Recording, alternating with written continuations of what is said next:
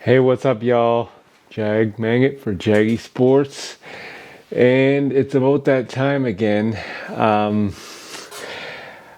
I just don't know what to say. Two game sevens last night. Boston took out Milwaukee. I thought that was crazy because defending champions took them out in Boston. And I thought that was crazy. Until the Phoenix Suns blew like a okay, so third quarter it was something like 72 to 36 or something like that. Everybody was just going nuts. First seed, top seed Phoenix Suns get blown out by the Dallas Mavericks. CP3 was, I think he had like 10 points or something. I'm not even 100% sure.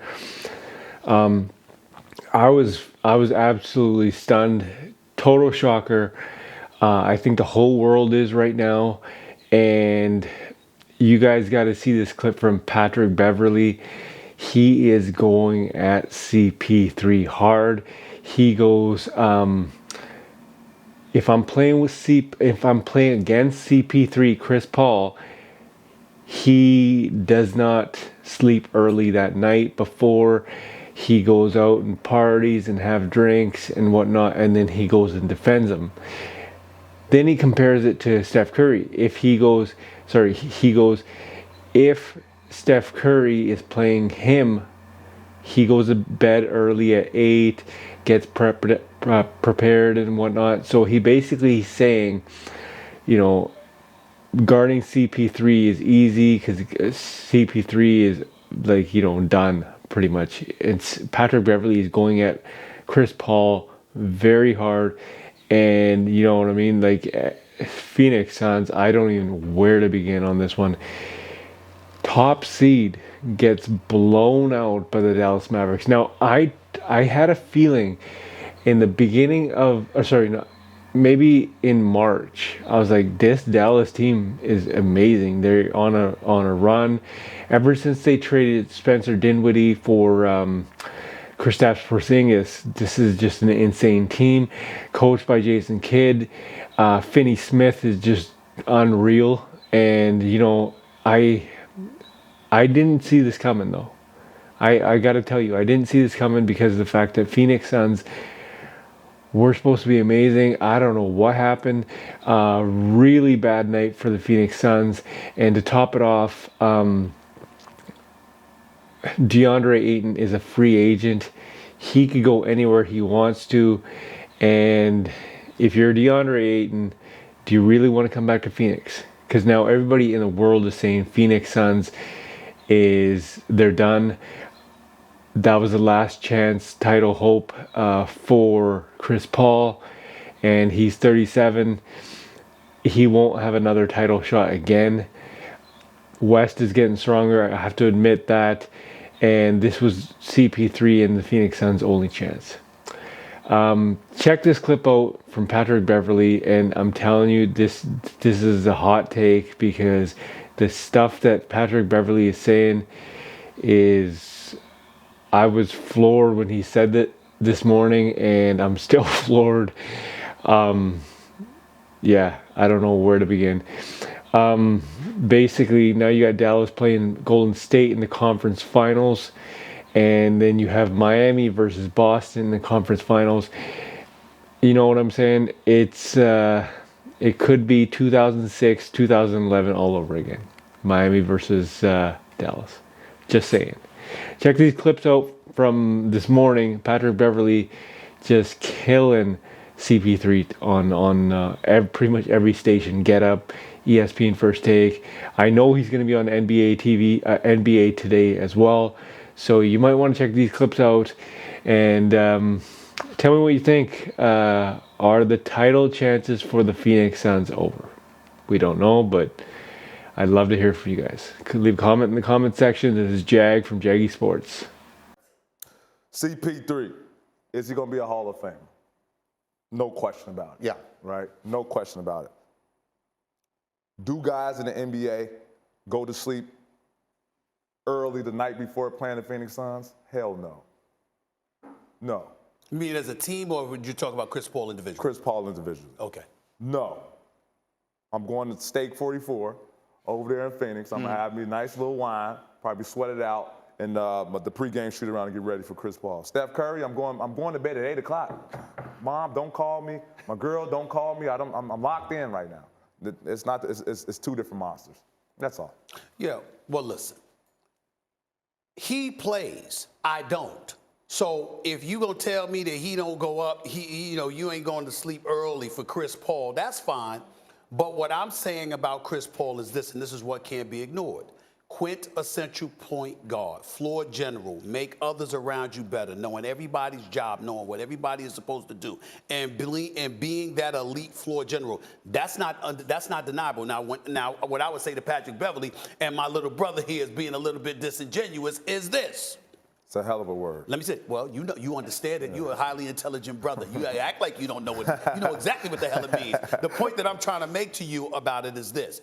No. Why do you go to sleep early for Steph Curry? Because Steph Curry could drop 40 or 50 on you. That's why. See, you go to bed early for dudes that can embarrass you, that will literally wake up the next or go against you the next night and take you to school. So you get up to make sure they ain't going to do that to you. Most instances, that's not what Chris Paul is going to do. When Chris Paul was sensational and we were going ballistic because of what he was doing in Game 2, he had 28 points and 14 assists. That's not something you lose sleep over. That's a floor general that got a shot going, but he's still running the floor, running the team the way that you're supposed to do it. Whereas somebody like Steph Curry, you blink and he might drop 10 threes on you. You blink and he might drop 50 on you. That got Luka, for example. Luka with the 27 in the first half. Luka can drop 50 on you.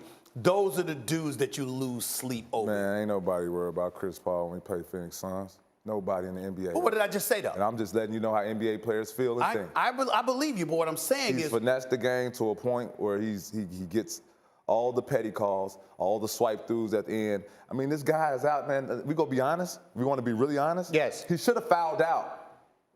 He should have fouled out. The last game, too. You see the replay against Brunson, hit him on the shoulder, hit him in the mouth, ref don't call anything. If that's me, review it. Flagrant one. If that's him, they don't call it. So let's not get it twisted, man. He should have fouled out. He can't guard. He literally can't guard. He can't guard. Yeah. He can't. Chris Paul can't guard anybody? Is that what you say? Did you see that? No, he can't. Everyone knows that. Excuse me. No. I don't know that. I haven't heard anybody tell me that. Because you haven't suited up. You know, guys don't like to tell you all the truth. You know that. Because they scared what you going to take with it. No, he's right about that. They will lie. He's honest. They will lie. That is true. He's not lying about that. CP can't guard nobody, man. Everybody in the NBA know that. Everybody know that. He can't guard anybody. What we call them? Cone. You know what you do with cones? Like when in the summertime, you got a cone. You make a move. What does the cone do? Stay still. Exactly. Yeah. He's a cone. Stop playing, man. Everybody knows that. Everyone knows that. It's just y'all don't want to accept it because. No, I don't accept that. No. I'm saying again, if you're taller than them, you say you can shoot over him. Obviously, that's an issue. But give him the Ben Simmons slander. Give him the PG-13 slander. Give him the slander that you give everybody. Come on, Steve. First of all, watch yourself now. Come on now. Come on now. Don't compare CP3 to Ben Simmons. No, I didn't compare. I said the slander. Ben Simmons didn't show up. I said the slander. Ben Simmons didn't show up. I said the slander. Well, what's the slander? I'm going to give you, if you show up, listen, listen. I consider a guy that's an elite defender. You know how I feel about you. The best in the world. Well, I wouldn't say the best in the world, but I get you. I know that you're an elite defender. I'm giving you props for that, my brother. The best in the world. Okay, well, you should feel that way about yourself. I don't feel that way about you, but you should feel that way about yourself. ESPN gave me the numbers.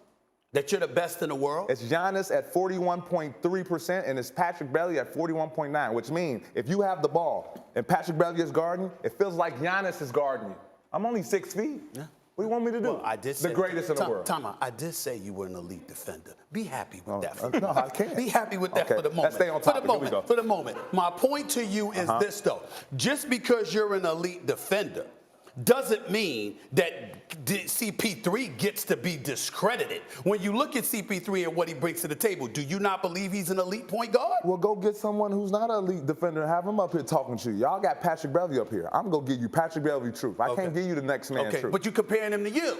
Who? CP3, I'm talking about defensive. I'm saying defensively. In other words, if you're sitting there saying that, sure. So I'm going to give you the benefit of the doubt on that. But what I'm saying is most people don't defend like Patrick Beverly. Okay, so because of that, I can look at him and in its totality, looking at the NBA and a body of individuals that play in the NBA with all of these dudes like literally asking them. It's like asking them to do, I don't even know what to come up with to ask them to play some defense. You going to tell me that CP3 can't defend compared to most of the NBA? I beg to differ. And I think you do too when you compare him to most of the NBA. There's a whole bunch of cats in the NBA that can't defend. No, when I compare him to top 10 greatest point guards ever. Okay, all right. I'm not looking at it. But that's different. That's different. You said the man can't defend. No, I'm not saying that. But now you want me to take what CP is and put him in a bottle with everyone else. I won't do that. I would not do that. Okay. I'm going to judge him based off exactly what you guys tell me that he is. He's a top 5 point guard.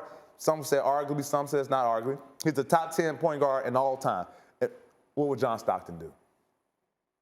John Stockton could defend. He was a rough rider. Okay. No doubt about it. I'm just he was asking, a rough what would he rider. do? But I think offensively, his skill set didn't compare to CP3. I agree. Offensively. But what would John Stockton do? He was a dog. That's all I'm saying. Question. That's all I'm saying. No question about it. What would John Stockton do? But listen, last night, I would have loved to have you here after game 2 as opposed to after they just got blown out in game 7. But I said this on the show when I was in L.A. Okay. NBA Today. I tweeted this after game 2. This is a very interesting series. It's a very interesting series. Okay. If I'm the coach, and no discredit to Monty, hell of a coach. Hell of a coach. Hell of a coach. No. Wrong word. If it's a word better than hell, I don't know what. A heaven of a coach. Okay. You understand? Like phenomenal coach. Right. I'm not playing CP, not as much. I believe it is. I agree with that. You get your chance. Here's the deal. Here's the deal. Golden State, I believe, is going to be even better next year because I think Clay will be better. I think Jordan Poole will be better. I think Wiseman will be back. You'll have an additional big body.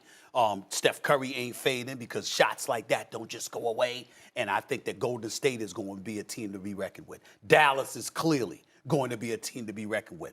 I'm going to give Minnesota some love since Bev is sitting right next to me because Karl Anthony Towns can ball. That brother Anthony Edwards is something different. That brother is something different. He is something different, and he's coming. Memphis is here. They just had to go through what they had to go through. Don't ignore Memphis. Now, I don't know how they're going to keep it together in the future because you got a lot of cats that's going to be looking to get paid in the next couple of years or so. But I think next year Memphis is going to be there. So that's 4 teams right there. We got to sit up there. You got Golden State.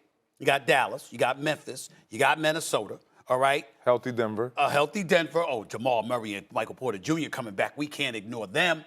That's 5 right there. Okay, Clippers, if Kawhi and Paul George come back healthy, which we have every reason to believe is going to happen. That's 6 You haven't teams. said the Lakers yet. After 16. I haven't said the Lakers yet because I want to see who they're going to hire as their coach. Okay. That matters to me. Because So more than their roster?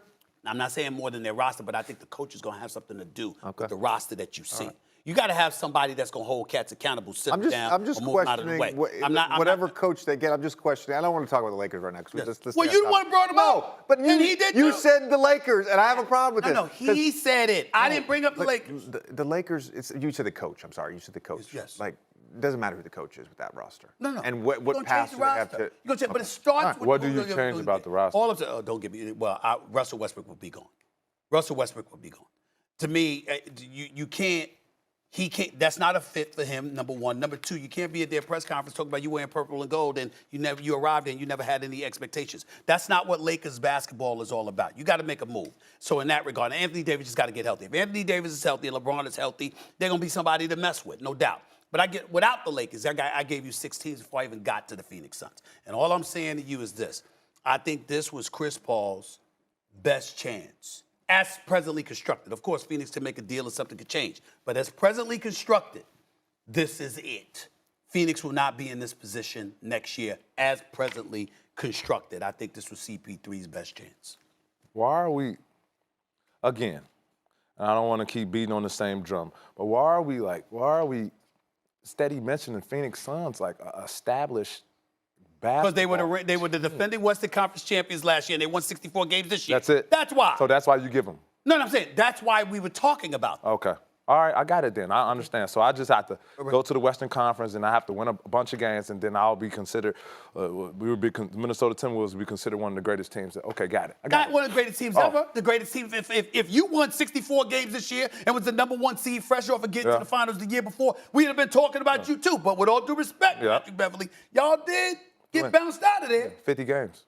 Okay, but you lost the first round, right? Yeah. Did you? We did. Okay. I'm just because I was on the last show and where the guy was Windhorst or whatever guy's name is. Windhorst. Yeah, he spoke about this team being a great team. And I just was trying to get the definition of a great team. So 63 games is a great team.